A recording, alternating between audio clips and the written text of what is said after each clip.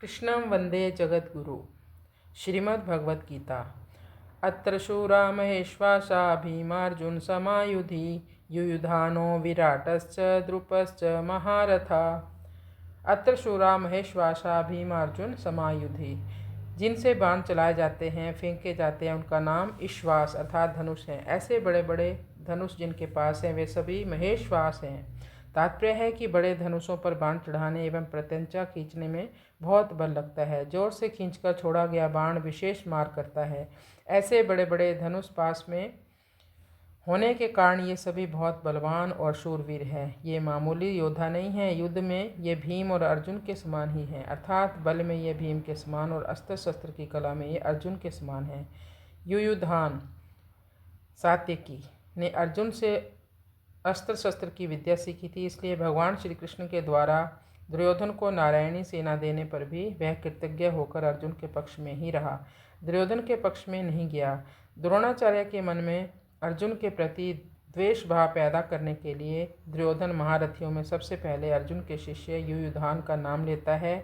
इसका तात्पर्य है कि इस अर्जुन को तो देखिए, इसने आपसे ही अस्त्र शस्त्र चलाना सीखा और आपने अर्जुन को यह वरदान दिया है कि संसार में तुम्हारे समान और कोई धनुर्धर ना हो, ऐसा प्रयत्न करूँगा। इस तरह आपने तो अपने शिष्य अर्जुन पर इतना स्नेह रखा, पर वह कृतघ्न होकर आपके विपक्ष में लड़ने के लिए खड़ा हो गया, जबकि अर्जुन का शिष्य युयुधान उसी के पक्ष में खड़ा है। युयुधान महाभारत के युद्ध में ना मरकर यादवों के आपसी युद्ध में मारे गए। फिर है विराटश्च, जिसके कारण हमारे पक्ष का वीर सुशर्मा अपमानित किया गया। आपको सम्मोहन अस्त्र से मोहित होना पड़ा और हम लोगों को भी, जिसकी गाय छोड़कर युद्ध से भागना पड़ा, वह राजा विराट आपके प्रतिपक्ष में खड़ा है।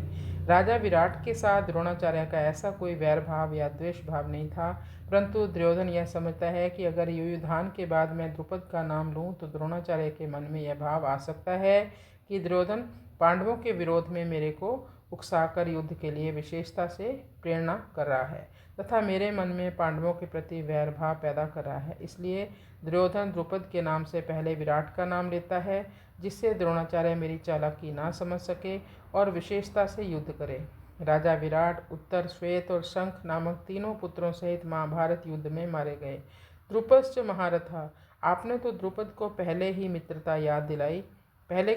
याद दिलाई, पर उसने सभा में यह कहकर आपका अपमान किया कि मैं राजा हूँ और तुम भिक्षुक हो, इसलिए मेरी तुम्हारी मित्रता कैसी, तथा वैर भाव के कारण आपको मारने के लिए पुत्र भी पैदा किया।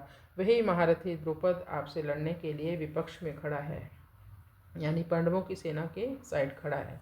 राजा द्रुपद युद्ध में द्रोणाचार्य के हाथ से मारे गए। दृष्टकेतु, यह दृष्टकेतु कितना मूर्ख है कि जिसके पिता शिशुपाल को श्री कृष्ण ने भरी सभा में चक्कर से मार डाला था, उसी कृष्ण के पक्ष में लड़ने के लिए खड़ा है। दृष्टकेतु द्रोणाचार्य के हाथ से मारे गए।